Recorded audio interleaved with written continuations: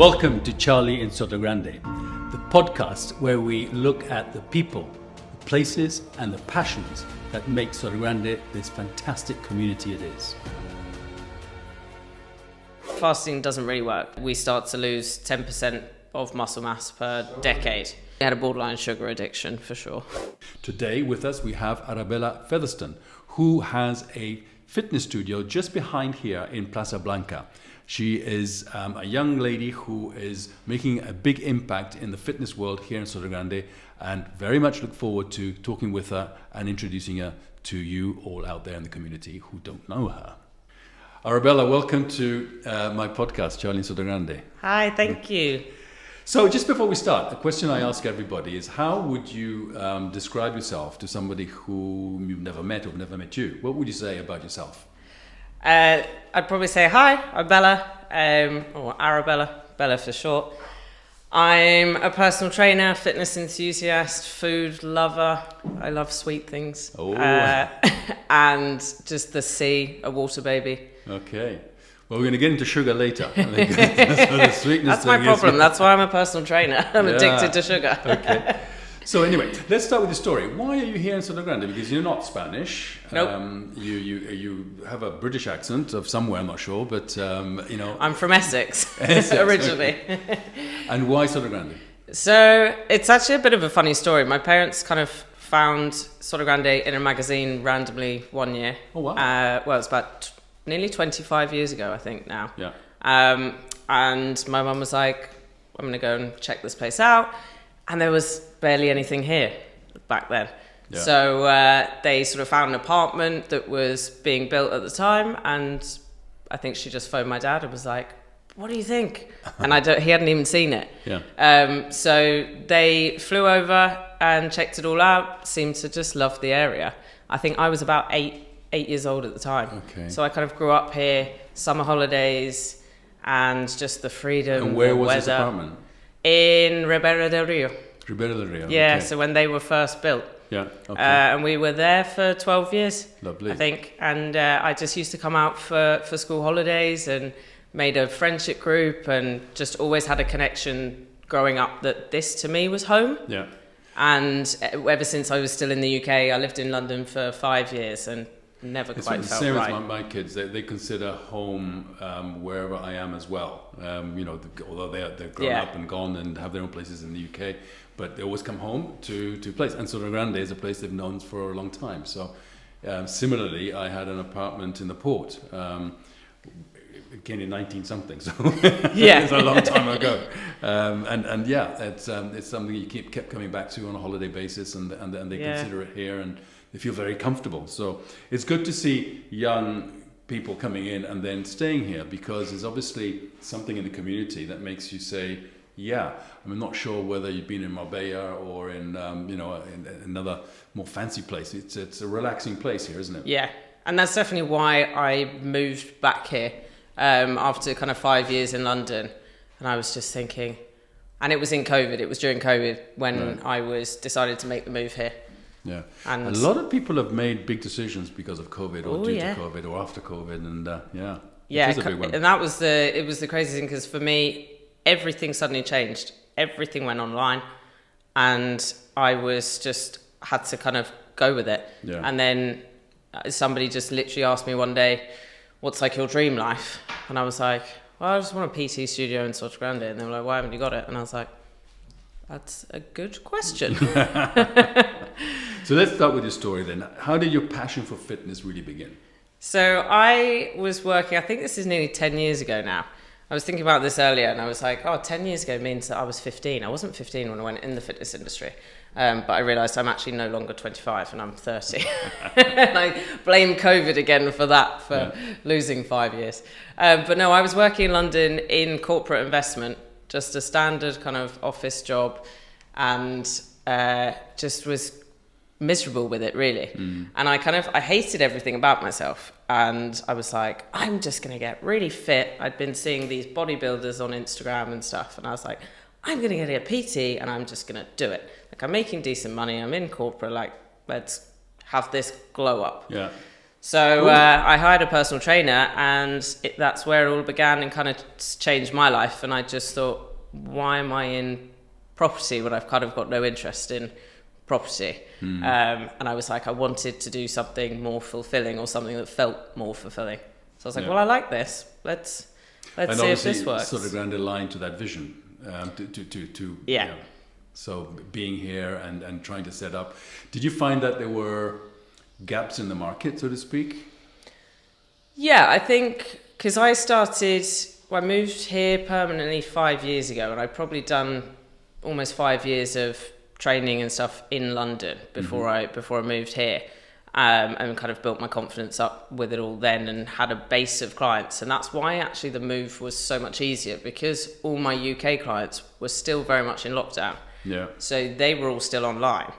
So I just moved over, still doing the same work for almost a year then, nearly, with all my UK clients. Yeah. So presumably you requalified because you were in finance, I think you said, yes? And therefore requalified into doing what you do, which is great. Yeah. Yeah, no, it was good fun. Yeah. Much more enjoyable. Maybe not so much the early mornings, but we're getting used to those now. Yeah, doesn't it? It's a great thing. So the Sotogrande sort of lifestyle aligned to that, and so bringing you back.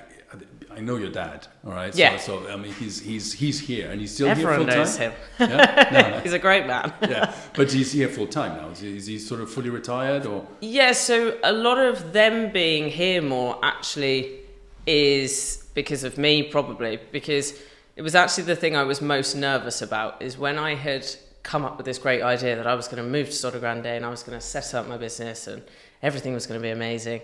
And I was thinking, how do I explain this to my mum and dad? Like, I was like, are they going to be happy? I genuinely thought that they were going to think it was the worst idea ever, because I grew up here very much a party girl. Very much. So I was just thinking that all they were going to think that I was going to come out here and party, you know. And when I brought the subject up to them, they turned around and were like, oh, that's a great idea. And I was like, okay, sorry, what? And I was so shocked. And it took me about a week to build up the courage to have that conversation initially. I was like, why do you think it's such a great idea? Yeah. Well, we'd probably see you more, because then it meant that they could probably be here more. They weren't torn between me being in London and that. So do you have siblings? Yeah, I do have a brother who is still in London, with his family. So now they kind of flip between the two. But it's nice because they now can come over here more as well, my brothers. So then we all get together here as a family, which we never seem to do in the UK for some reason. Because at least here, everyone kind of comes and feels like they're having a holiday. Yeah. Which is kind of what's nice. And also, I find it personally, they come to your home, with your dad's home. Yeah. And there, someone might be in East London, the other one in West London. It's an hour and 40 to get across. It's a trip. It's like going somewhere else. That's happened to me. Yeah. So feather food. That's the other thing. It's you've put in nutrition into it all, presumably. Yeah. So I decided to kind of call my business name Feathers Food and Fitness. I mean, I've had that for nearly 10 years actually. So that was what I set up when I first was still working in corporate investment. I kind of started out just making recipes, because food was always something I loved. I think I get that from my mum. She's just always been a great cook. And because I had such a sweet tooth. Mm-hmm. So I sort of went into, okay, I'm trying to eat healthy. I'm trying to lose weight, do all of this. My biggest downfall is chocolate, cakes, sweet stuff. So I was like, right, I'm going to start doing healthy baking. Yeah. So that's kind of where the food, and then I wanted to type the fitness, and I was like, 3 Fs, let's just go with Feathers, Food and Fitness. So that all sort of where it kind of started. Yeah. And I think then with my sort of entrepreneurial mind, always knew that was setting something up for something further down the line. Yeah. And then in the last kind of 8 years or so, it's just evolved, because I actually started on a market stall in Imperial Wharf in Chelsea in London. Okay. So I used to go to market every week with all my snacks, which was next to the gym that I used to work in round the corner. So I always pictured the two together. And then I'd always had this dream that I had this fitness studio with a cafe in Sotogrande, and actually I always envisioned it in Bloom Marina, funnily enough. So it's different now, but that's sort of where I always kind of had visioned it. But you went to the port. So I went to the port first, yeah, and it was offered to me that space, and I turned it down originally. I was just training people at my parents' house where I was living at the time to begin with.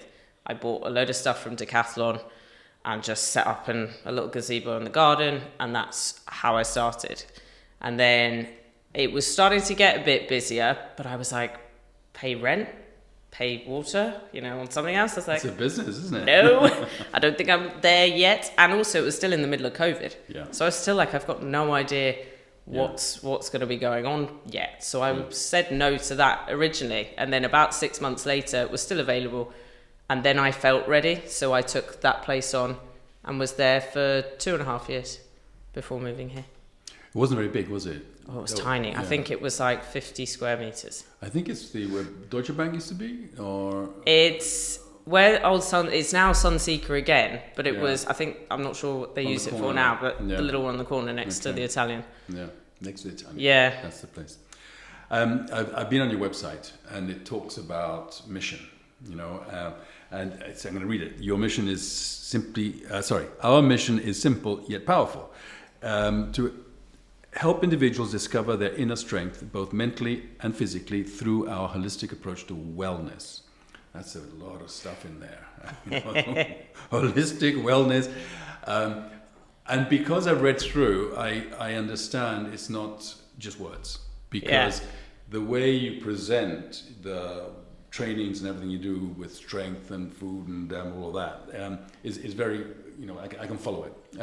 I've been a gym rat. I've been a gym rat all my life. I used to be a massive rugby fan, but player as well. I reached a reasonable level.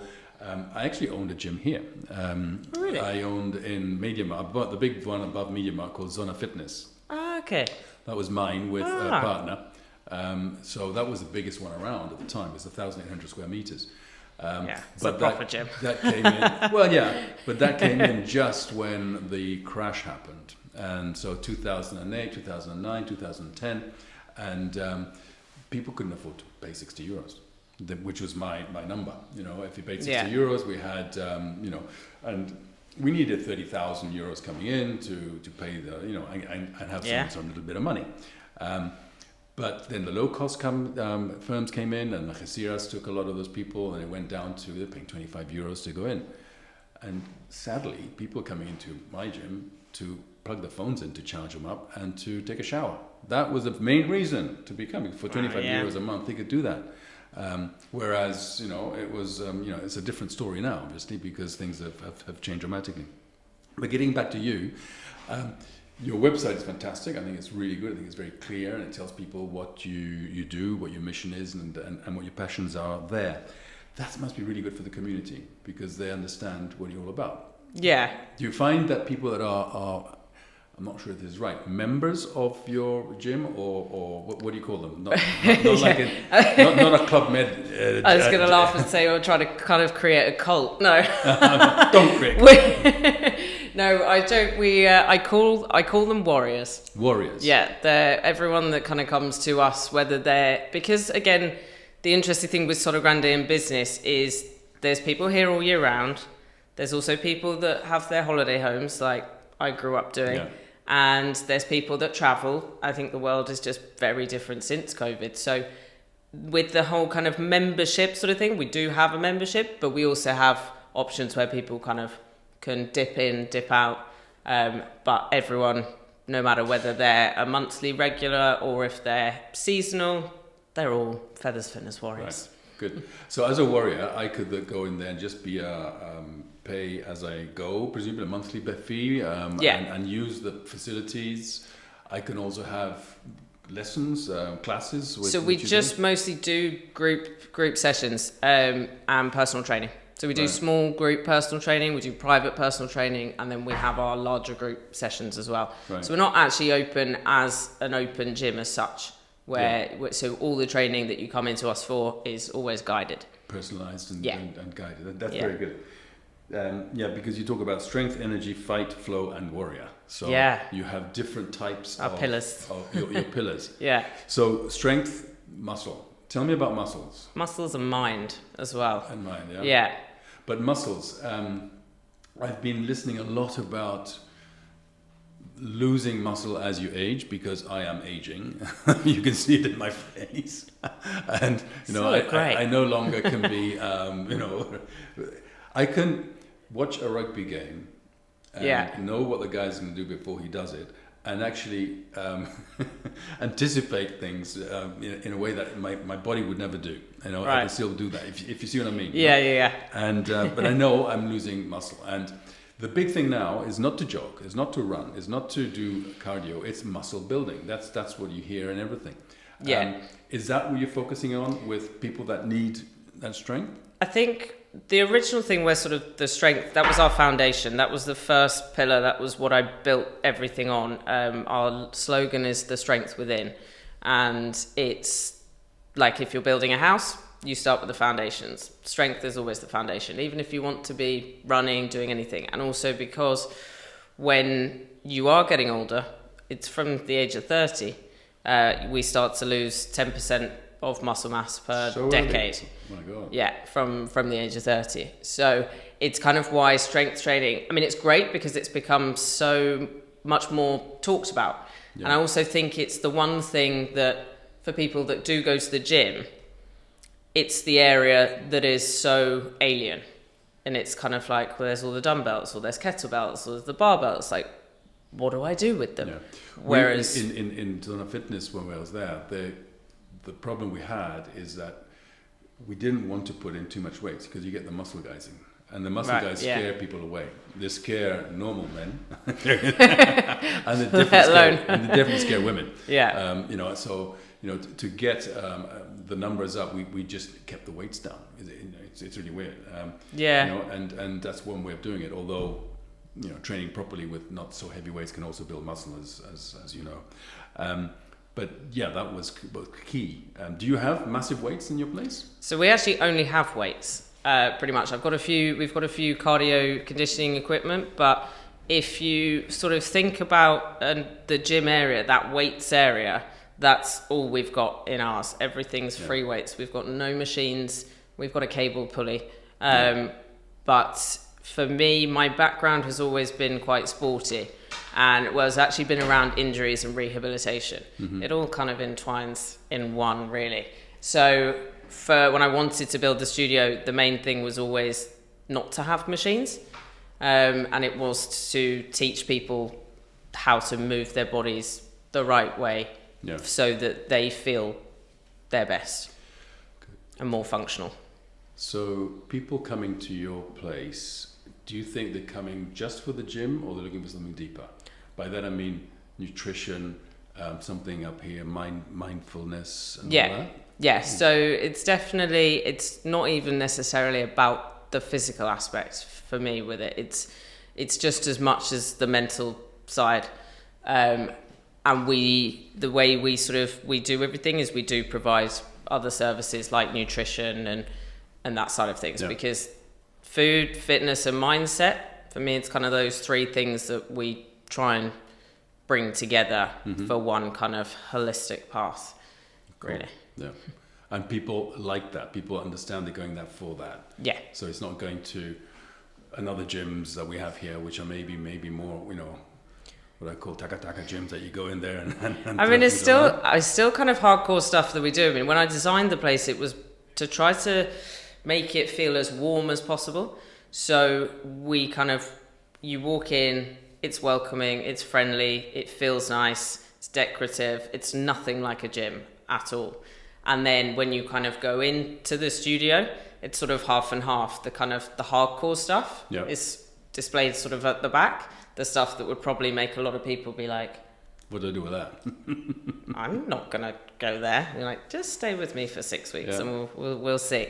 So it's kind of got the softness, but the stuff that we do in there is still pretty kind of hardcore. But it starts from anywhere, so anyone can join us at any state, because it will just depend on the weights that you lift, basically. Yeah. You know, more beginners will lift lighter. The more advanced you are, the heavier you lift. Yeah. So, yeah. The people that go to your gym are mostly non-Spanish? Yes, actually. Okay. Because that is a big difference in culture in gym going. Yeah. I felt that, you know, there's a thing, you know, 1st of January, February, March, when people go to the gym, and as soon as the sun comes out getting warm, then people stop coming.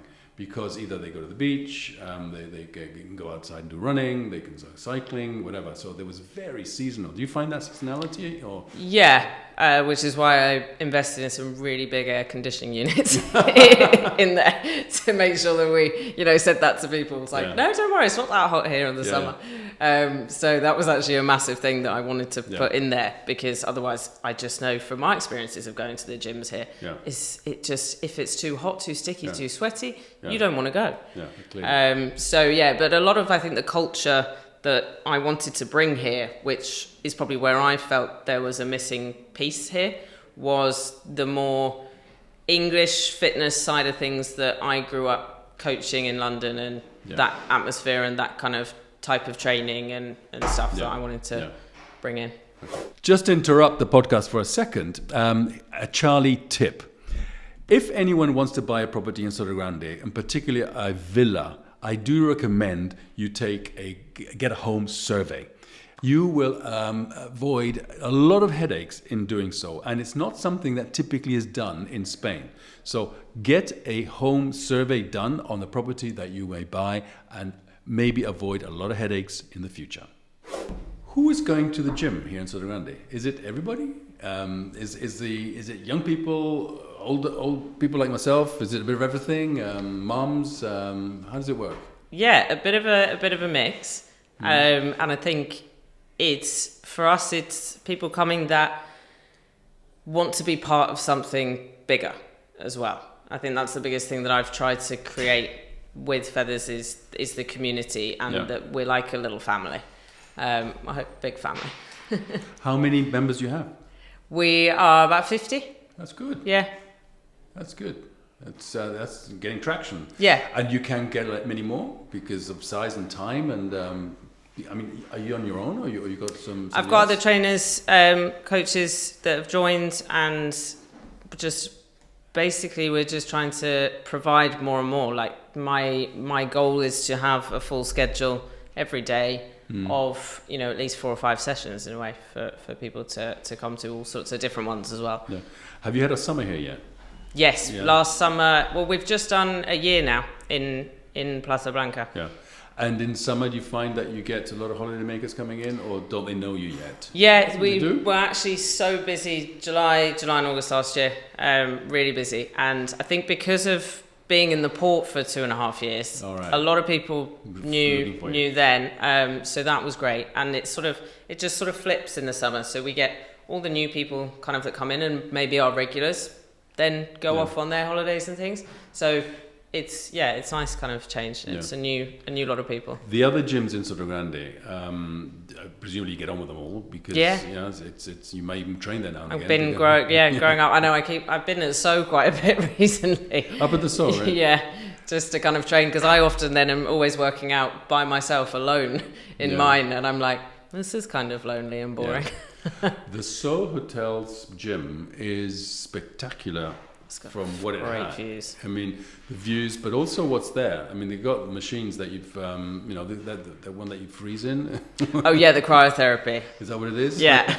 They offered me that. I haven't done it yet, actually. It's 90 seconds maximum, or is it? Yeah, and you can completely freeze if you're not careful. It's minus something.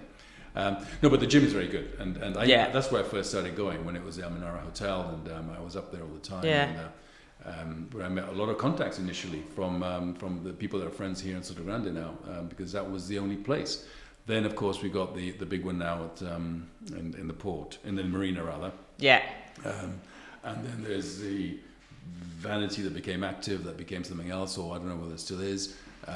So it's the whole culture of going to the gym has grown, and presumably that's helped you as well, because, you know, a lot of people want to do this. Yeah, and I think, fitness, the industry is, ever since I've been in it, has just, it's gone from already growing, but then COVID, I think, hit as well, and it just went wild because so much went online. There was so many trainers like myself who actually transitioned from teaching and coaching in person to just fully coaching people online, and would be doing people's programs, and they didn't need to see them one-to-one, and creating plans for people. And I think also a lot of people that then found fitness being their passion then went into the industry as well. So there's now so much going on.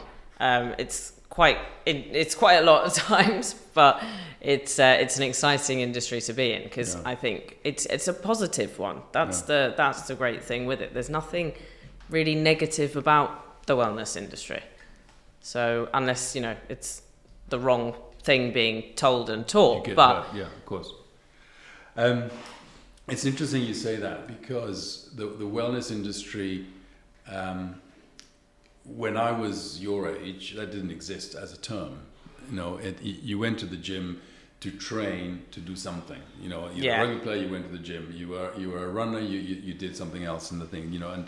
You went on a treadmill because you were a runner and it was raining outside or something. That was the reason. Now it's a lot deeper. It's a lot more, finding yourself within your health and all this thing, which is, I find fascinating, because for me was, and if I didn't really feel hurt, I hadn't worked out. Yeah. Now if you come out feeling bad, you've done something wrong. Because I was proud of my injuries, because I was really trying hard. And it was, I suppose, negative impact on your body in many ways. And I can tell you now, I'm feeling it. My knees now are shot because, both rugby, but also pounding on different things, and doing squats probably in the wrong way, and all those things, which today it's so much better, the way it's controlled and measured. Let's leave building and muscle to one side and get into nutrition a little bit more. Fasting. Is that a good thing or a bad thing? My take on nutrition and on any sort of diet or fasting or anything like that is, if it works for you, if you enjoy doing it, carry on doing it. But if it doesn't, like for me, fasting doesn't really work, because if I fast in the morning, I'm then lacking energy to be coaching clients and to be bringing energy to my morning and the day. Yeah. And I have quite a high energy job. So for me, it doesn't work. Yeah. I don't enjoy it, and I just like food too much. I don't want to go 16 hours and not eat. Like, my whole day is planned around food. But okay, but what do you think about fasting generally? If it's not for you, is it for other people? And does it actually work? The fact that you don't eat, I don't know, after many hours you go into ketosis, and then there's other terminologies which I can't pronounce as you go on into it. And I think always going back to caveman. Caveman didn't eat 3 times a day. Caveman got up in the morning, felt we had to go and hunt. And he maybe came back a day later, maybe came back 2 days later, and no one ate for 2 days. And then they had a feast, and they went out, and then went out again. So for me, I always try and take it back to what happened then. In everything you do. And what did they eat?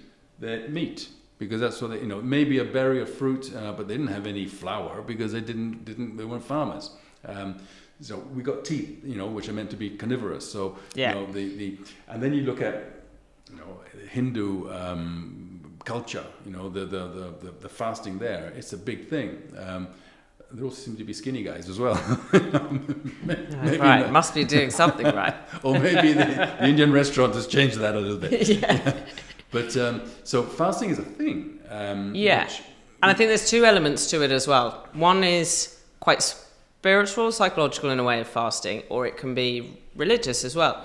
And the other way is for doing it for nutritional reasons. Like, a lot of people these days fast to sort of gain control over mind and body, and have like a full-on cleanse. There's all sorts of different types of fasts that people can do. And then some people do it more for the nutritional benefit. Usually it's because most people want to lose weight is why they fast. Or they find it boosts their energy, and that's sort of why they fast. Yeah. And I think the biggest thing with the weight loss side of it, usually fasting works because you just generally tend to eat less. Because if you've got a shorter window to eat, you just maybe are probably eating one meal's less than you would normally. Yeah. What about these injections that people are taking now? There's some fat-losing injections which every little bit I hear about it says it's wrong. You do lose weight, but the weight you lose, 60% of it's muscle. And therefore you look less of a person in size, you fit into clothes, but you've actually lost muscle, and the fat, if you like, is still there. And it's a yo-yo thing, because then you immediately go back up again, and if you want to come down, so it's pretty damaging, I think.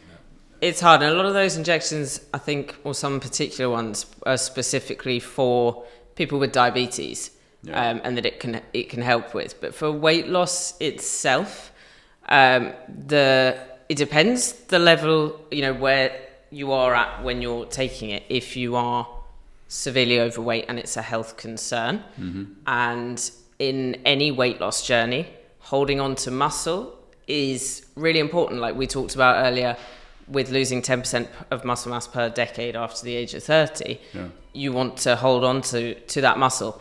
And unfortunately, on any weight loss journey, whether you're doing it for a bodybuilding competition or if you're doing it for health reasons, when you're restricting or even taking those injection things, muscle is what diminishes first, and the fat is the harder thing that goes.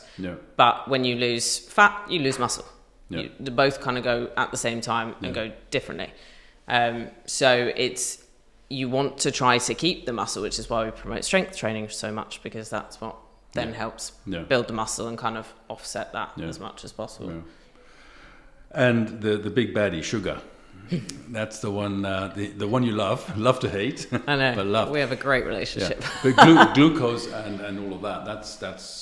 I mean, I think it's undisputed the amount of studies you've seen and heard about and can read about, and I hear it all the time on podcasts that I listen to, that sugar is the biggest enemy, and insulin resistance is the big thing, which takes you up and then damages everything else. It goes into your brain, it goes into your organs, it goes into visceral fat and all this stuff. That's the worst thing.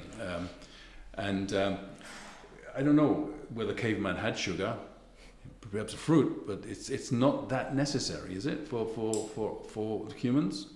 Not really. Not really. I mean, it's like an addictive substance. When you're thinking of addiction, sugar, drugs, cigarettes, alcohol, dopamine, they're all kind of in the same thing. I mean, even exercise to some extent can get addictive. And that's also what, as healthy as it can be, there's boundaries with it. And I've definitely been susceptible to the exercise addiction boundary for sure. Especially the more high intensity training you're doing and the endorphins, and you get that rush, like when we describe runner's high. That's literally what's experienced in running. I mean, if you've ever experienced it, I mean, it is amazing. But it's also can be dangerous, because anything that's that elevated all the time is not necessarily that good for you. And it's the same sort of thing with sugar. And it's a hard thing to stop. I've definitely probably had a borderline sugar addiction for sure. So all those marathon runners we see running around in London Marathon, they're all addicts. Pretty much. Running. They must be. Well, not the charity guys. It's slightly crazy. I mean, I started marathon running around here. It's quite difficult actually to get really long distances in around here. Without going up a hill. Well, yeah, you have to do. I did the A zone and the B zone. You can do 10k sort of all the roads, but it's like wee. Well, Paseo Parque is 6 kilometers. Yeah. So 2 times 12, or with a big hill. With one very big hill and one very steep hill. So my lot love it, because if we ever go for like run club or doing a run, we leave from here, from Plaza Blanca, we go, and then it's hill to finish at the end. Yeah. But running is you do a lot of that with you guys. I see that actually on a Saturday driving when I go shopping to the Mercadona to Supercore there. I see you guys running off. Is this like a Saturday morning thing? So we sort of set up. I called it the fun club, because everybody was asking me to set up a run club when run clubs kind of really becoming a thing. And I actually hated running. So I was like, no, guys, I'm not doing a run club. I don't want to be leading people on 5K runs when I can barely run a kilometre. And it was like, it's not my thing.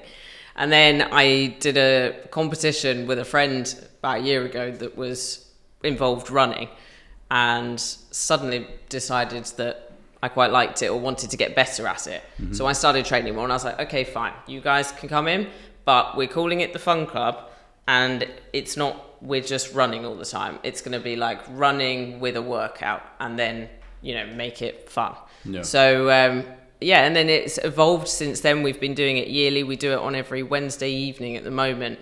But sometimes we do a Saturday as well, especially now with the weather and it being warmer and stuff. It's quite a nice one. We'll run from here, or we'll park up by Bunker, do the loop, and then finish with a swim at the end. Nice. Cool. Isn't it great to have the sea next to us here, so we can... it's the dream. Do you get involved with mental health with your clients, or not? I mean, maybe not. Yeah, I think it's actually sort of where my main background is from, and why I sort of fell into fitness and loved it so much was because going to the gym for me helped with my mental health. So I suffered really badly with anxiety when I was younger and depression. And so most of my sort of school life, really. And then when I found fitness and going to the gym, I found myself a lot calmer, a lot more chilled. And it was then when I had that final kind of aha moment of being like, this is what I could do. Like, this is my calling or whatever. And so that's sort of where I went through. So for me, it's the mental aspects. It's the most kind of complicated one at times. But I love kind of supporting people on that side of things as well. Very important, I think. And more and more social media and how kids are, getting depressed, and people aren't going to gyms. It's the screen time that people have. It's scary. Yeah. I think the difference of living in a city and living where we do, it lends itself to being outdoors more, and therefore, having other things to do other than being in a dark, cold place like London could be for many months of the year, not allow you to, do the things that you would normally have much more motivation to do, because it's cold outside, it's wet outside, that sort of thing. It's so important. And that's exactly why I moved here, because I think before I made the move, I was miserable, and I sort of always had in the back of my head, I always knew I need to be somewhere beautiful in a way, or somewhere that I know I can kind of get better. And for me, that was always kind of coming here because it was familiar, it was sunny, it was warmer. I just hated the cold. And there was the sea. Like, if I see the sea every day, I just smile, and I'm like, there, that's like my day made. That's true. So yeah, for me, was moving here was a huge thing, was just to be able to set myself up for success. Yeah. So I was like, I'll find it easier, the area that I'm in, to be able to kind of get through whatever mentally was going on in there. What does your typical week look like? How many hours are you actually working? How does it look like? I mean, do you get up at 5 a.m. and meditate, or do you? So I've actually started a new routine recently. I'm trying to limit screens and everything first thing in the morning, and not actually wake up, look at my phone, and do work, because actually I think that was just making me start every day anxious. But I probably get up around between 5:30 and 6:30 every morning. Oh, you do? Wow. Yeah, because I have 2 rather big dogs that need a lot of exercise. Okay. And also I make myself breakfast in the morning, and I like to have a calm morning. There's me time for you. Yeah, that is kind of the mean time before anyone else needs me for anything. So it's me and the dogs for a couple of hours sort of in the morning before I have to then come down here or go to a client's house. It varies, and that's what I quite like about it. So I either train people at their homes, or I'll come to the studio down here and be working. And I probably do 5 hours or so in the morning, and then it's quieter in the afternoon, and then come back in the evenings for another 4 or 5 hours probably, or I go and take my laptop and work from a cafe. Or what are your what's the timetable you have? So we have sessions from 8 in the morning at the moment till about 11, and then we have group sessions from 6 till about 8 p.m. And then I'll have PT clients dotted in around those hours as well. And then, so you open in the evenings as well, which is that's very helpful. Obviously, people have to work, can come back and do it either. Yeah. Because another thing happened here, our gym, isn't open before 8:30, 9 because no one went, and it's my daughter, who is also, both my kids go to gyms. She's up at 5 and she lives in Wandsworth and goes to gyms there, and I look where she is at 5:30. She's going to work. But that was what I was used to in London. I mean, I used to be teaching boot camps in Battersea Park at 6 in the morning. So the early thing, I was always used to that early start and starting the day that way. So I always wanted to make sure that we were open early, and we even had 6 a.m. sessions on. Actually, when I was in the port for a bit, but it was trying to find the 6 a.m. club in Sotogrande, and I'm like, where is everyone? Because there wasn't enough of them yet. Yeah. But yeah, I know it's an important one because there's a lot of people that do all their work is somewhere else in the world, that the time difference is so big. So then they kind of want to get up at 5 and gym at 6 and then get on with their day in a way. So yeah. I mean, when I used to travel, and I did a lot. I mean, when I worked for multinationals, I'd ask my secretary, any hotel, I don't care as long as there's a gym. Yeah. And please, can it open at 6 in the morning, at the latest or earliest, because I'm going to be up and gone. In here, it doesn't work that way in many ways. And I think that was the thing why I probably opened the first studio in the first place, because when I was wanting to go to the gym, and especially because a lot of them, I think more of them are open now throughout the day, but a lot shut for the 2 till 4 period. Mm-hmm. And that used to drive me nuts, because I was like, I've done my morning clients all online up until maybe 12ish, and then I want to have something to eat or chill for a bit, and then I want to relaxingly go to the gym maybe around 2 or 3. Mm-hmm. And that's sort of what worked best for me at the time. But they were all closed between at that time, so I could never go. Yeah. The only exception was America. 24 hours. You can go. And I was going to say, we haven't got a 24-hour gym here yet. No, I don't think there's one in Alcalissa, I 24 hours in Alcalissa? Yeah, it's like, I think it's a key thing, and you let yourself in. And well, okay, no comment. Okay, thank you. Could you please, as maybe the last question I can ask you, define Sotogrande in one sentence? Oh, wow. 2 sentences. Define Sotogrande in a couple of sentences. Okay. I would say Sotogrande is the place to be free, to have fun, and to enjoy life. Okay. Be free, have fun, and enjoy life. Yeah. I like that. Very good. Is there anything you need fixing in Sotogrande? Fixing? Yeah. Do we need fixing anything? Food stuff. More, for me, I notice there's certain things that you can't get food-wise. Okay. Like a Holland and Barrett, but in Sotogrande. Yeah. Would be so great. Supplements and that I mean, we do that at ours, actually, because we've got a little shop. But one thing I can never find is almond butter. I think that's the biggest thing I'd like Sotogrande to fix. Okay. Almond butter. All right. We shall go down the road there, talk to the supermarket, and see if they can get. It's a big tub of it, like a kilo, and I'll be happy. They got 16,000 SKUs in that place, and they haven't got almond butter. I mean, that's terrible. Well, they do, but then little pots, and there's a certain creamy one that I love. Okay. Anyway. Otherwise, you have to go to Gibraltar to go and get it. Yeah, that's a trek, isn't it? Anyway, Arabella, Bella, thank you so much. Thank you for being who you are. Thank you for having this wonderful place here for which people can come and enjoy. And thank you for keeping it going, because we need more and more people like yourself in a place like Sotogrande, where people can, get inspired and come and join you in your journey of fitness and all the things you do. So thank you very much, and thank you for being with me. Thank you for having me. Great. And thank you to all our listeners, and I hope you enjoyed today's episode. I would ask you, please, a big favor. Could you subscribe to the channel? And in doing so, you will help me get some more traction and some more people looking at it, which is what the idea is all about, and to share everybody's views in terms of what the community here in Sotogrande is all about.